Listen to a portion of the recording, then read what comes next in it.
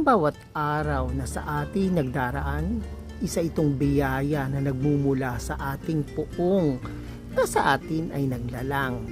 Kaya ano pang gagawin natin kundi gawin na natin itong makabuluhan para naman maganda ang ating paglalakbay dito sa mundong ibabaw. At isa na rin itong pagkakataon para baguhin natin ang mga hindi magagandang nangyari sa nakaraan at ipagpatuloy natin ang magaganda at mabubuting bagay na ating nasimulan at ating mga natutunan ay parati nating babaunin sa ating pang-araw-araw na paglalakbay, ang pagmamalasakitan, ang pagmamahalan at pag-uunawaan dahil yan ang susi ng mapayapang buhay na sa ating tinuro ng puong parati sa ating nakasubaybay.